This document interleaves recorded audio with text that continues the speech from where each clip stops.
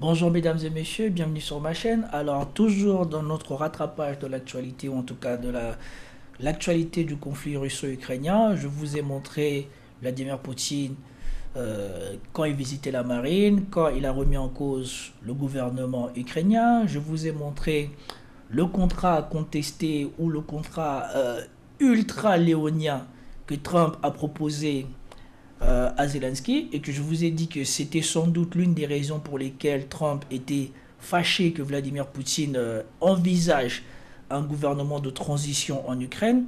Et donc maintenant, nous allons suivre l'actualité qui a été donnée comme quoi Trump serait furieux contre Vladimir Poutine.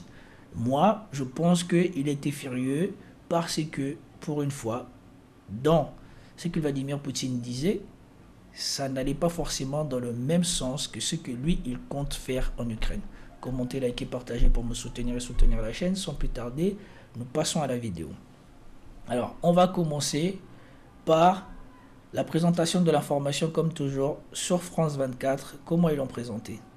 Alors, sur France 24, voilà ce qui est dit par ces journalistes de France 24. Et ensuite, nous reviendrons par ce qu'il en est dit sur LCI.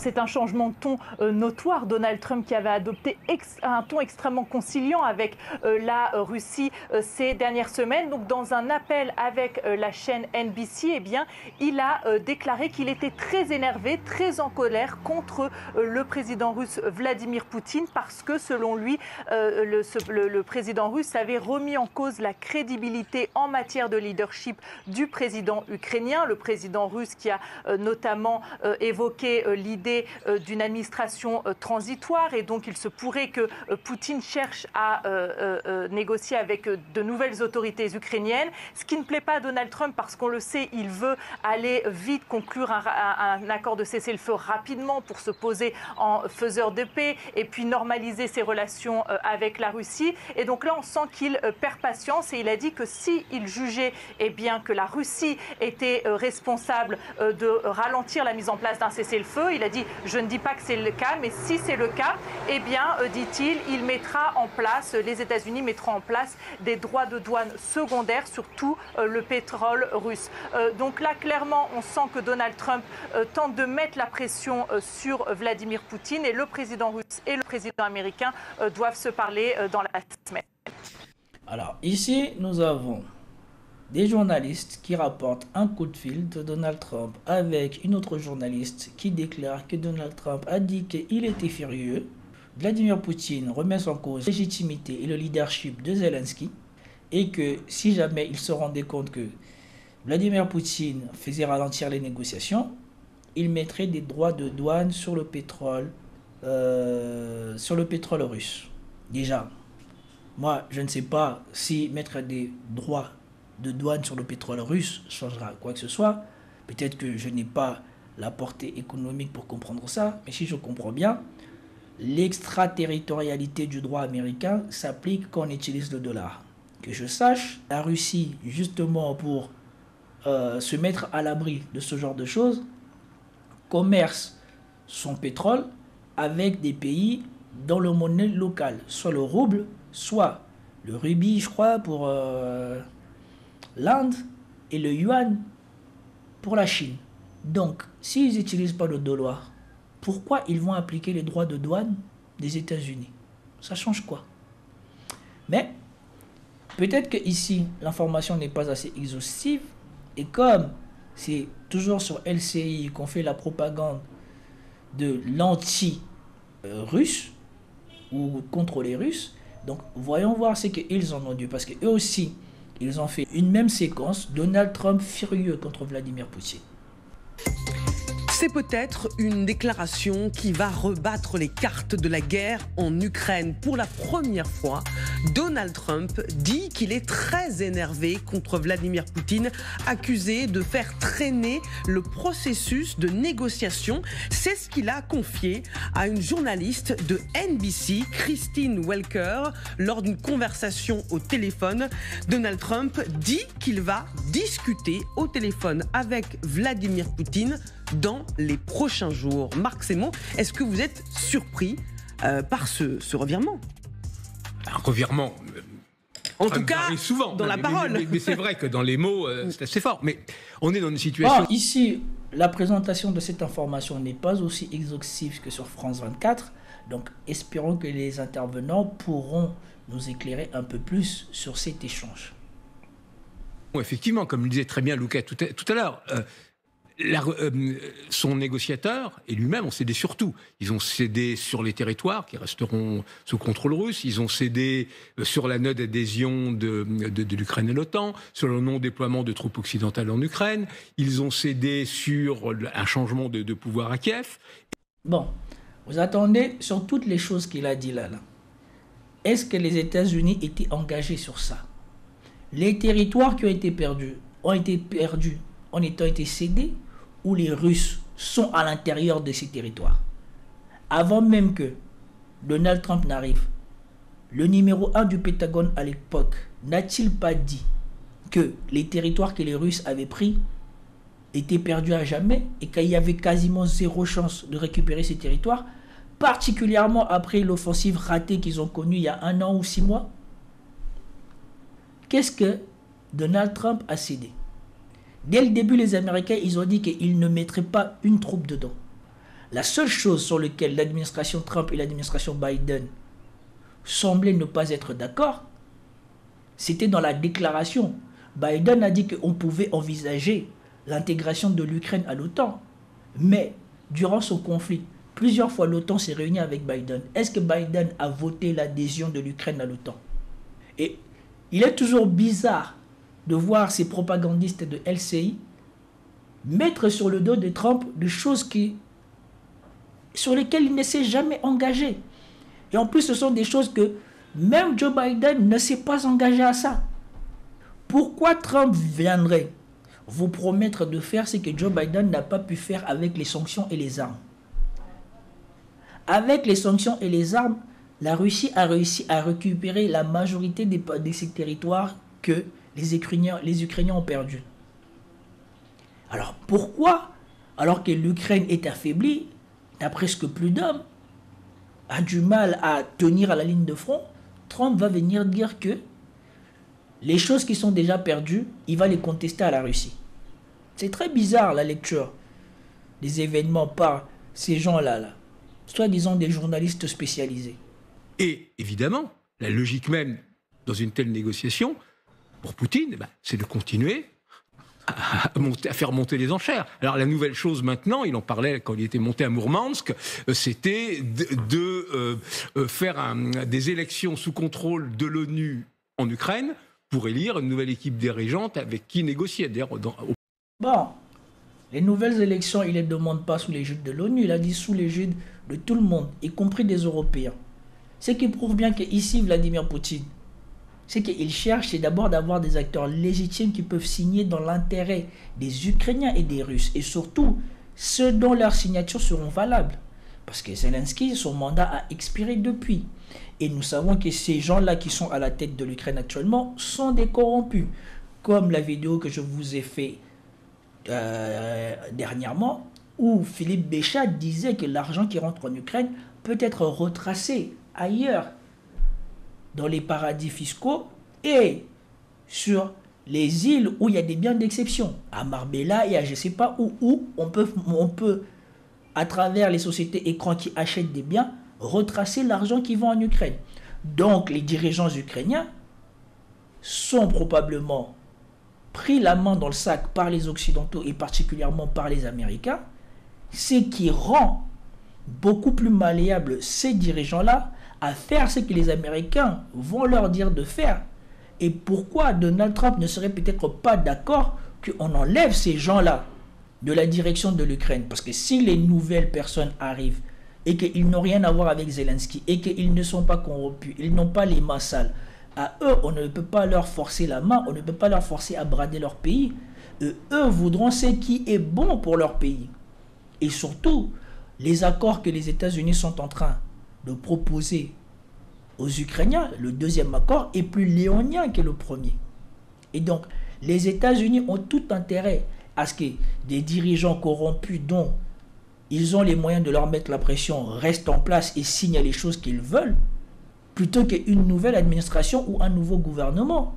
Poutine ne fait pas traîner les choses, soi-disant pour humilier Trump ou pour faire je ne sais pas quoi. C'est Trump qui serait embêté par la réalisation des souhaits de Poutine, qu'il y ait un gouvernement de transition qui écarte du pouvoir Zelensky et toutes les autres personnes qui gouvernent l'Ukraine en ce moment avec lui. Au passage, c'est une pas si mauvaise idée. On me demande pourquoi il fait pas ça en Russie aussi. Des élections sous le contrôle de l'ONU pour avoir un vrai leadership démocratique. Voilà. Mais donc, il est comme ça. Mais Trump, effectivement, son art du deal, c'est quand même entre businessmen, face à des crocodiles de la diplomatie russe comme Sergueï Lavrov, il est un peu démuni. Et effectivement, il ne comprend pas pourquoi ça ne passe pas. Son week-end golf est un peu gâché parce qu'il a vécu une très très mauvaise semaine quand même, Trump et l'administration Trump. Alors d'abord, il y a eu la fameuse affaire de la boucle Signal qui était catastrophique. Oui. Ensuite, il y a quand même il y a eu la réunion quand même de la coalition des volontaires à Paris qui a énormément énervé la Maison-Blanche et le département d'État américain.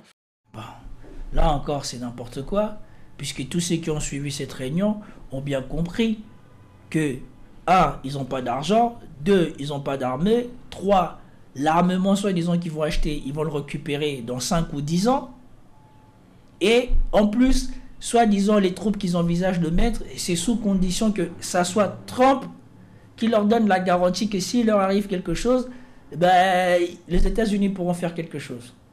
Donc, là encore, une fois de plus, propagande inutile. Et ensuite, le camouflet groenlandais, où 57 000 Inuits, en fait, font face à l'Empire américain. Donc, effectivement, là, ils découvrent qu'il y a de l'eau à la mer ou de l'eau au lac, avec la mauvaise volonté de Poutine concernant les accords de paix. Il faut quand même reconnaître aux Ukrainiens d'avoir fait preuve vraiment de très bonne volonté depuis le début, avec la proposition de la trêve. Ils sont en dehors de la dernière demande extravagante américaine sur les minerais et l'énergie. Ils sont pliés à toutes les exigences américaines et rien du côté russe. Donc il était temps que Trump se réveille. Je vous rappelle. Et vous voyez ici, ce sont les exigences russes qui les offusquent, mais ce qu'il y a dans la proposition de Trump semble ne pas trop les offusquer. Alors que si on voit les conséquences de ce que les Russes ont demandé en avril 2022 ou demandent à l'Ukraine, comparé à ce que les États-Unis demandent à l'Ukraine, ce n'est pas une capitulation contre la Russie qui se prépare, c'est une capitulation de l'Ukraine au profit des États-Unis. Alors pour bien comprendre, il faut voir ce qu'il y a dans cet accord. La presse britannique a pu le consulter. Elle a interrogé des experts et l'un d'entre eux dit de cet accord, c'est un document d'expropriation. Les mots sont forts. Que dit-il cet accord? D'abord la création d'un fonds commun entre les États-Unis et l'Ukraine pour gérer d'abord les minerais mais aussi l'énergie ukrainienne. Ce fonds, il serait dominé par les Américains, contrôlé par les Américains. Il pourrait par exemple décider, ces Américains, à qui vendre et à qui ne pas vendre. Ce fonds contrôlerait bien sûr une cinquantaine de minerais ukrainiens, mais aussi l'ensemble de la production énergétique du pays, c'est-à-dire le gaz, c'est-à-dire le pétrole, l'électricité et aussi les infrastructures qui vont avec, les chemins de fer, les routes, les usines. Dans cet accord, on note aussi que l'Ukraine ne touchera pas un centime jusqu'à ce que ce fonds ait généré, tenez-vous bien, 100 milliards de dollars. Une somme colossale. Les Américains estiment de manière un peu fantaisiste que la dette ukrainienne à leur égard est de 350 milliards de dollars. Ils pourront commencer à toucher certains dividendes de cet accord une fois ces 100 milliards dépassés. Ce qui est intéressant aussi dans cet accord, c'est que dans le cadre du document, l'Ukraine ne pourrait pas adhérer à l'Union européenne. C'est peut-être d'ailleurs le but de ce document selon certains experts. Alors, vous dire si Volodymyr Zelensky pourrait signer un tel accord, ça, je ne le peux pas. Personne ne le peut à ce moment-là. A-t-il des marges de négociation? Personne ne le sait non plus. Ce que je peux vous dire de manière certaine, c'est que si le président ukrainien venait à signer cet accord, il aurait non seulement perdu la guerre, il aurait aussi perdu la paix.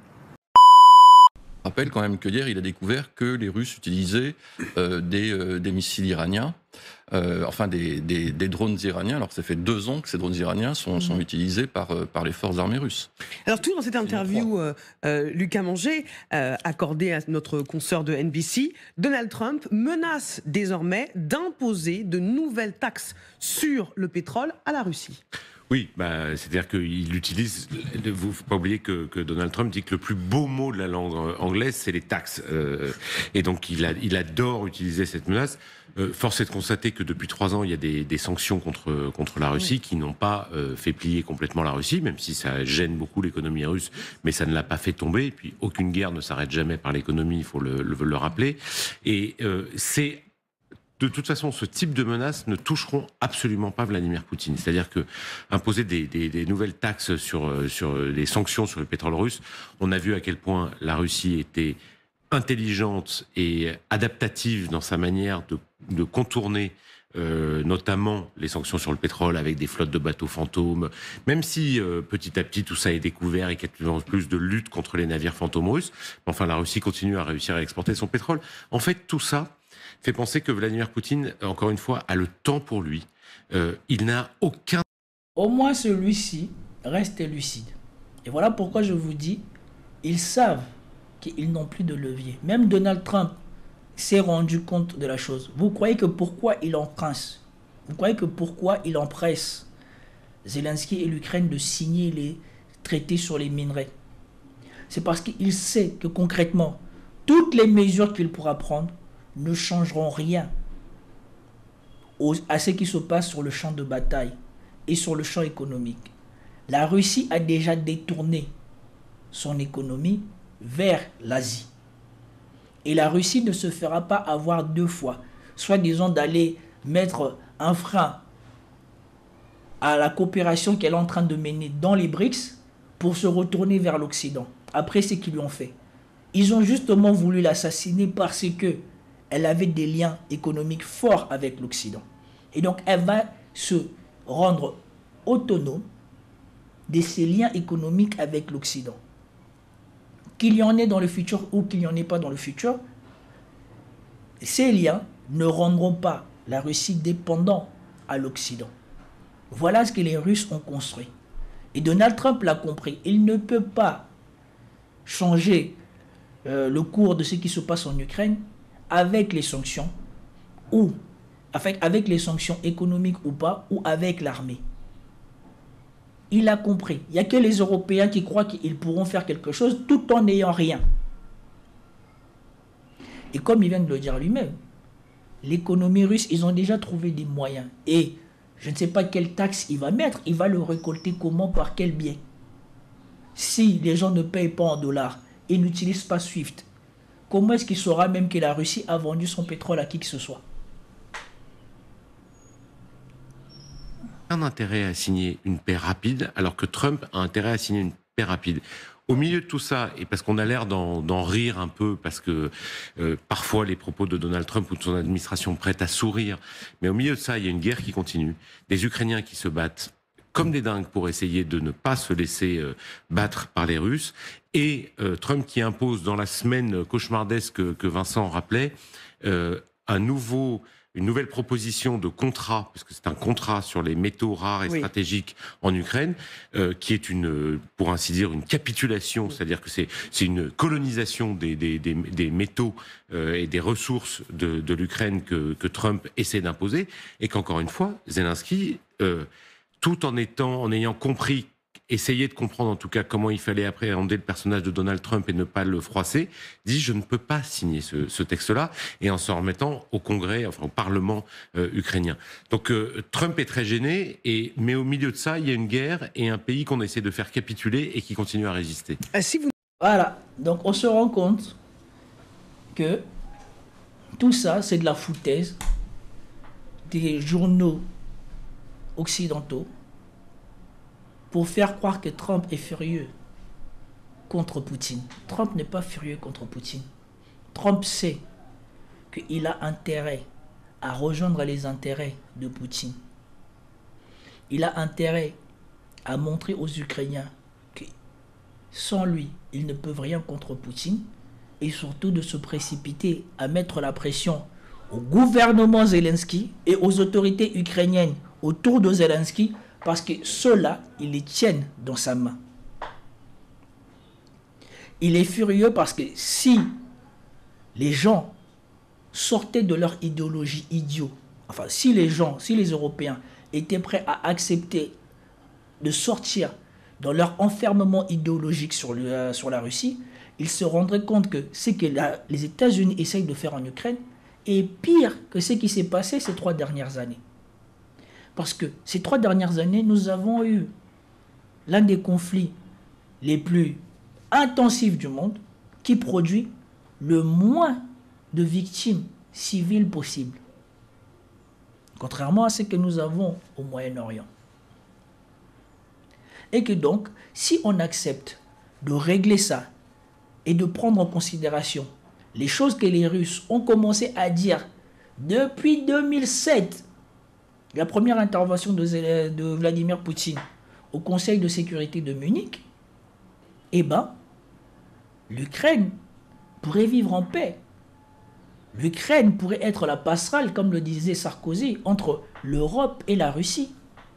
Mais, comme les Européens se sont enfermés dans une idéologie, non pas pour aider l'Ukraine, mais pour essayer de voler l'argent des Européens, puisqu'on vous rappelle que l'Europe est en train de s'effondrer, ils essayent de mettre en place plusieurs mesures pour voler, encadrer, empêcher les Européens de bouger. C'est pour cela qu'ils sont en train de précipiter l'agenda de l'euro numérique. C'est pour cela qu'ils essaient à tout prix d'ouvrir les vannes de l'endettement et tout ça, parce qu'il faut au moins 800 milliards, voire 1000 milliards de dépensés en Europe pour essayer de relancer l'industrie européenne. Dans quoi, on ne sait même pas, puisqu'ils sont en retard technologique partout. Et donc, on se sert de la menace russe pour essayer de faire accepter aux Européens cet endettement qu'on va mettre sur leur dos et sur le dos de leurs enfants. S'ils acceptaient de sortir de ça, ils se rendraient compte qu'ils n'ont peut-être pas besoin de jeter tout cet argent dans l'armement, parce que se réarmer c'est nécessaire, mais ils n'ont pas besoin de jeter tout cet argent dans le réarmement. Ils peuvent l'investir au profit aussi de leur population. Et donc, tout le monde peut sortir gagnant, et surtout l'Ukraine peut limiter les pertes. Parce que là, vu comment ça se dessine, les exigences de Vladimir Poutine en Ukraine sont en train de devenir ridicules à côté des exigences des États-Unis par rapport à l'Ukraine. Si dans l'avenir l'Ukraine devait intégrer l'Union européenne, le contrat que Trump est en train d'imposer aux États-Unis ne pourrait pas être applicable. Et donc il est nécessaire, pour que ce contrat soit applicable dans la durée, que l'Ukraine ne rentre pas dans l'Union européenne. Et donc ici, contrairement à ce qu'eux ils veulent vous faire croire, Trump, il n'est pas furieux contre Poutine parce que Poutine fait traîner les négociations. Il est furieux contre Poutine parce qu'il sait que si les Européens ouvrent un tant soit peu les yeux, voient clair dans son jeu, eh ben, il va rater l'opportunité de pouvoir dépouiller l'Ukraine comme il va la dépouiller. En tout cas, une fois de plus, c'est juste aberrant. De temps en temps, il y a des intervenants sur LCI qui en valent la peine ou qui comprennent juste la réalité des faits, et d'autres qui sont toujours en train d'essayer de minimiser les choses les plus abjectes. Et donc, on va juste se proposer de finir d'attendre si cette personne qui a intervenu finit bien son intervention, et ensuite on arrêtera cette vidéo. Parce que je pense que l'essentiel a été dit. Vous nous rejoignez en direct sur LCI. C'est une déclaration choc de la part de Donald Trump concernant Vladimir Poutine. Il l'a faite à une journaliste de NBC News, Kristen Welker. Regardez ce qu'elle dit. Le président Trump m'a appelé pour me dire, je cite, qu'il était furieux contre Vladimir Poutine et l'a menacé d'appliquer de nouvelles sanctions sur le pétrole russe. C'est pas une déclaration officielle, mais c'est une déclaration faite à l'un des plus grands médias américains. Si la Russie et moi-même sommes incapables de trouver un accord pour arrêter le bain de sang en Ukraine, et si je considère que c'est la faute de la Russie, ce qui ne sera peut-être pas le cas. Mais c'est la première fois qu'on l'entend changer de discours sur Poutine. Nathalie Schrin, vous qui êtes ukrainienne, est-ce que ça vous rassure aujourd'hui ? Moi, ce que j'en déduis, ce que j'en vois, c'est que j'ai travaillé dans une grande entreprise dans le pétrole et faire un deal avec un contrat avec la Russie, c'est pas ce qu'on peut. C'est très difficile parce que comme les mentalités sont différentes, c'est compliqué de comprendre ce que le russe veut. D'abord, quand on fait un contrat en Russie, c'est toujours avec de l'alcool. Ça, c'est mon chef qui me disait ça. Ça commence à partir dans n'importe quoi. Je pense que nous avons fini. J'espère que vous avez aimé ce décryptage. Nous sommes toujours en train de remonter cette propagande ou ce décryptage de la propagande occidentale contre les Russes de la manière... Enfin, j'essaye de rattraper l'actualité de cette propagande anti-russe dans les médias occidentaux de la meilleure manière que je peux le faire. J'espère que vous avez apprécié cette vidéo. Si vous avez apprécié, commentez, likez, partagez et je vous dis à plus tard. Peace out.